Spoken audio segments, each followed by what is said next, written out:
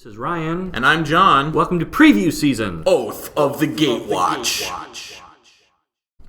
All right, we're back with another cool set of preview cards. Oh yeah, we're back. Oh, we're so back. It's like we didn't even leave. We are back. We're back. How about this one? Sears Lantern. I like it. Scrying is good, don't get me wrong. I think it's a little bit better when it's a free bonus built into a spell that you'd want to play anyway, not something you have to spend your mana on. True.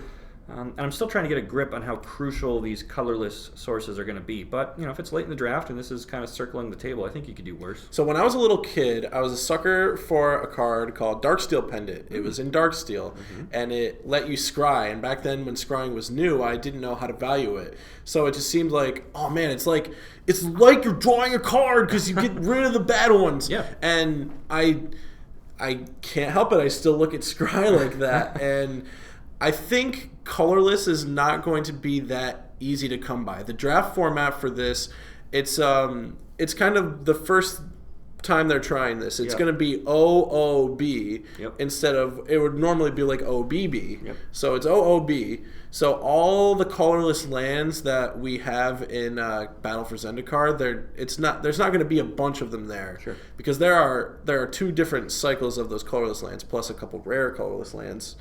And they're just not going to be around in the draft. So I think if you've got enough of the powerful colorless cards that need that colorless mana, which there are a ton of in the set that we've spoiled so far, this card is going to be a medium pick. It's going to be a good maybe 6 to 8 pick of a card. Okay. It ramps you mana, and it gives you a nice little mana sink. Okay. I like it a lot. Sure. How about Gift of Tusks? How about it? I like Pongify reprint. Yeah, pretty much. I like this one because the full implications maybe are not immediately obvious, but if you're kind of a creative player, you can kind of think outside the box a bit. Totally. This will reward you big time, right? So being an instant gives you a lot of room to kind of play around. You can use it during combat to ruin a block by either making your smaller creature bigger or make their big creature smaller. Yeah. You can use it to strip away abilities like Indestructible, Flying, Trample.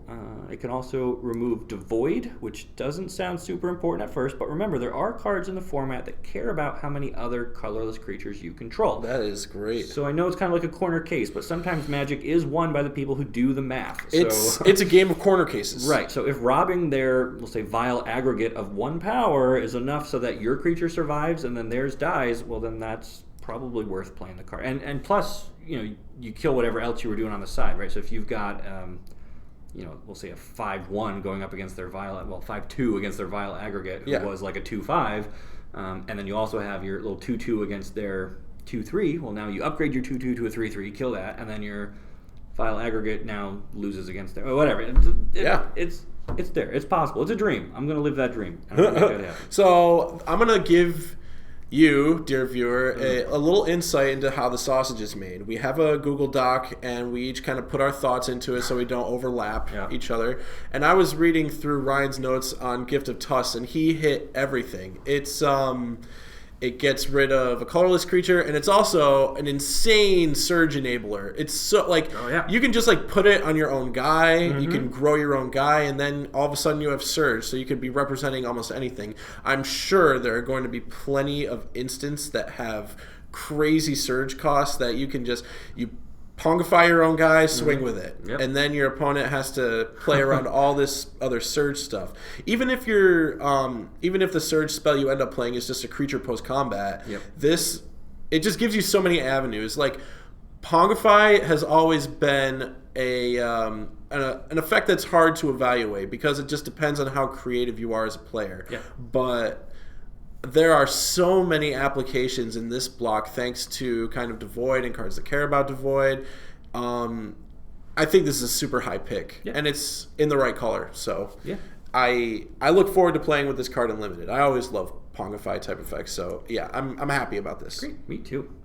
All right, Relief Captain. Whew. Yeah, I almost forgot support was even a mechanic in this set. We haven't It is seen a very card forgettable on it lately, but so this guy, showed up and it said, "Hey, remember support? That's a thing."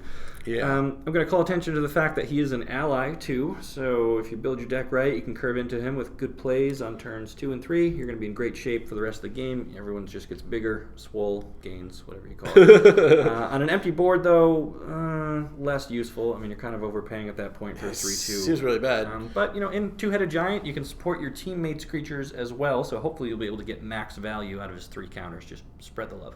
Yeah. I mean, I really wanted the allies to be super good, but so far they've been pretty just like underwhelming. And this guy is kind of king of the underwhelming. Yeah, he's the lord of the underwhelming because he lets all your underwhelming creatures get a +1/+1 counter. Yep.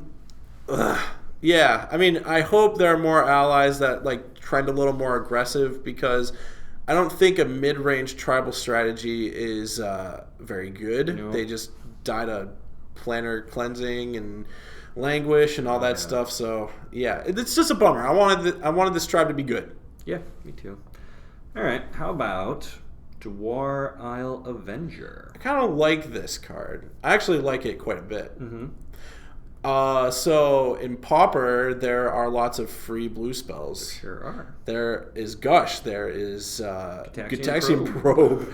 There's Cloud of Fairies. There's Snap. There's, I mean, I went to Pauper because we have a work Pauper league. We do, and it's pretty competitive. So anytime you can get an edge is good. And Jwar Isle Avenger is a great way to get an edge. Yes. Do you remember Illusory Angel from M15? I do. She was 4/4 flyer for 3, but you could only cast her if you played another spell that turn. Yeah, so, it was the original Surge card. Pretty much. The Avenger here feels, too expensive as a 3/3 for 5. Yeah. But I don't see a lot of ways to get his surge price much sooner than that, right? I mean, I guess you drop a Bonesaw. A 3/3 flyer for 5 isn't terrible. Like, that used to be the standard of flyers. It did, way back when.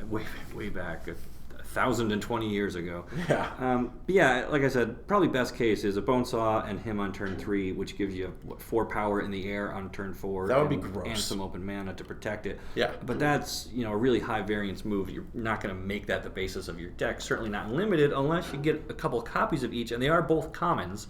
So maybe I can't believe this card is common. This card is an insane common. Yeah.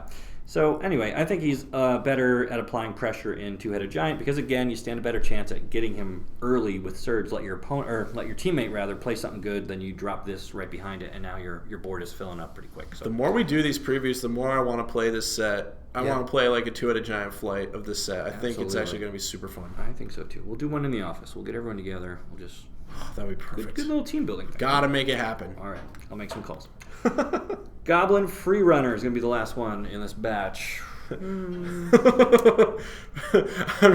trying to make a free to run away from this card joke, and it's just like not coming to my head. You don't like it? Yeah. Oh. I mean, it's a magic card. That's the best thing I can say about it. It's a magic card. It is a card that is a group in the game I love. Sure. And so I can't really hate on it too much. Okay, well, I think 4 mana for a 3/2 with Menace isn't terrible to begin with, but it's definitely another one that gets way, way better if you can hit his Surge price. Sure. Once again, that's much easier to do in Two-Headed Giant, and I could see a mono red deck maybe getting a 1 mana burn spell, and then this guy for a pretty good turn 3. Going into turn 4, you're attacking for 3.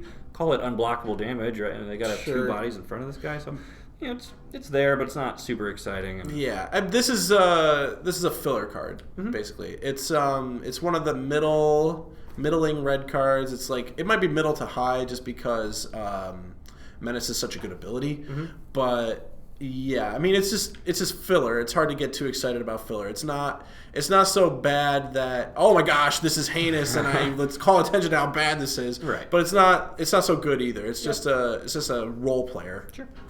All right, well, you're probably not going to pre-order him, but there's lots of other great stuff that you can pre-order. I'm pre-ordering Jwar Isle Avengers. Sure. Got to get him for that Pauper deck. Yes, I'm right there with you. All right, so pre-order those on TCGplayer.com right now.